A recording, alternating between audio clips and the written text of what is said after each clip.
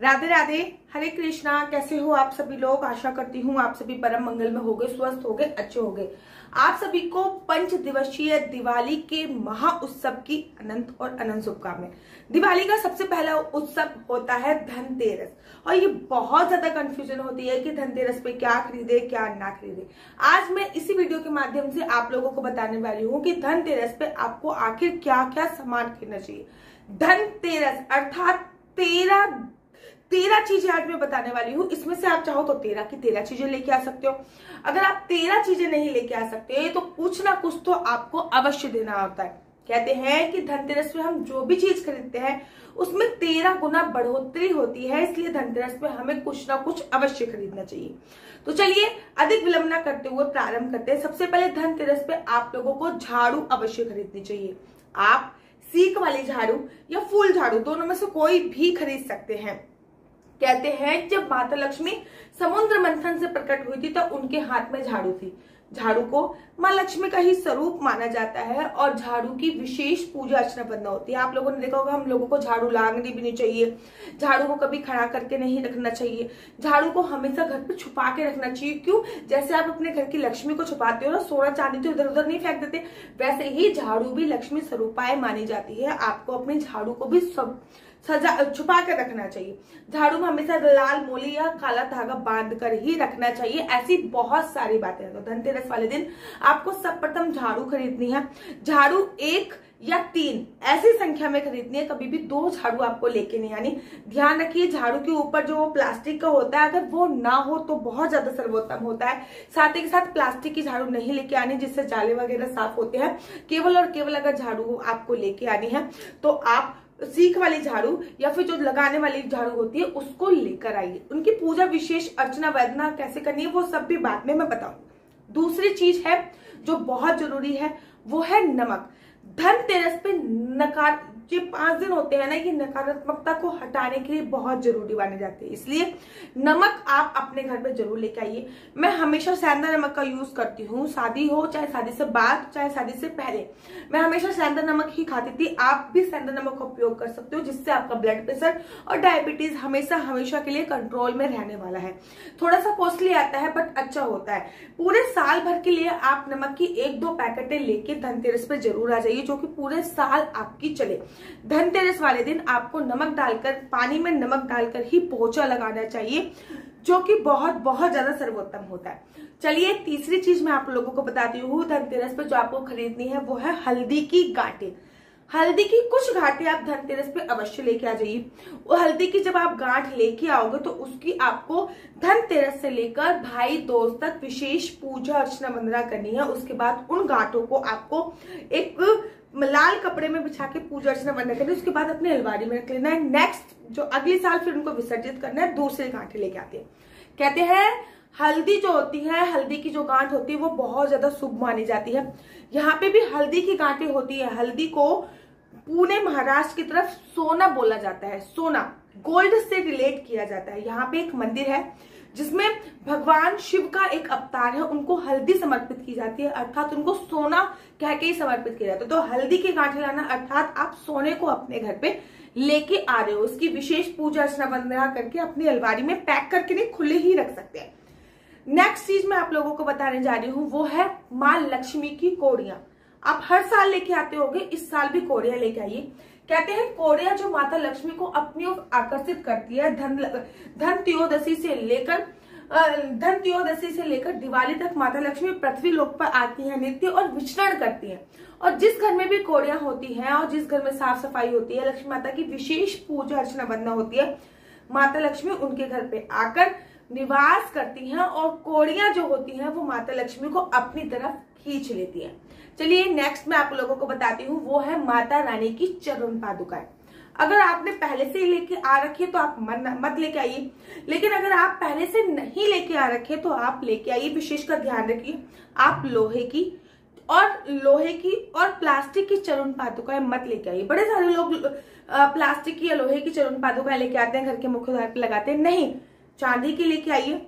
चांदी की नहीं लेके आ सकते तो फिर आप चरण पादुका अपने हाथ से बनाइए। माता की हाथ से बनाने के लिए आपको महावर घोरनी है। महावर का हिस्सा ऐसे करके आपको ठोकना है और अपने हाथों को ये 3 उंगली ऐसे कर देनी है, अर्थात माता रानी के चरण आपको बनाने हैं। ठीक है ना, रंगोली टाइप ऑफ बना सकते हैं, या फिर आप तांबे की लेके आइए, पीतल की लेके आइए, तांबा, पीतल या फिर चांदी की, अगर कैपेसिटी है तो चांदी की भी लेकर आ सकते हो। नेक्स्ट चीज जो आपको अपने घर पर लेके आनी है वो है श्रीयंत्र। कहते हैं कि माँ लक्ष्मी एक बार रुष्ट होकर अपने धाम वापस चली गई थी। ऋषि मुनियों ने उनको बहुत समझाया लेकिन वो वापस नहीं आई। तब एक ऋषि ने श्रीयंत्र की रचना करी थी और माता लक्ष्मी ने जब वो श्रीयंत्र देखा तो माता लक्ष्मी खींची चली आ गई। आपके घर पे अगर श्रीयंत्र है तो बहुत सर्वोत्तम है, लेकिन अगर आपके घर पे श्रीयंत्र नहीं है तो कोशिश कीजिए कि इस दिन आप श्रीयंत्र अवश्य लेके आए। फिर ध्यान देने की आवश्यकता है कि जो आप श्रीयंत्र लेके आ रहे हो, विशेषकर ध्यान दीजिए वो आप प्लास्टिक का या लोहे का मत लेके आइए। कागज का भी लेके आ सकते हो, चांदी का लेके आ सकते हो, सोने का लेके आ सकते हो, वो आपके ऊपर निर्भर करता है, लेकिन प्लास्टिक अवॉइड कीजिए। प्लास्टिक से अच्छा कागज का लेके आ जाइए, वो बहुत ज्यादा सर्वोत्तम माना जाएगा। नेक्स्ट है और बहुत इंपॉर्टेंट चीज है, वो है कि इस दिन आप किसी भी तीर्थ स्थल पे जाके पीपल का पौधा लगा के आ जाइए। पीपल का पौधा खरीदिए और लगा के आ जाइए।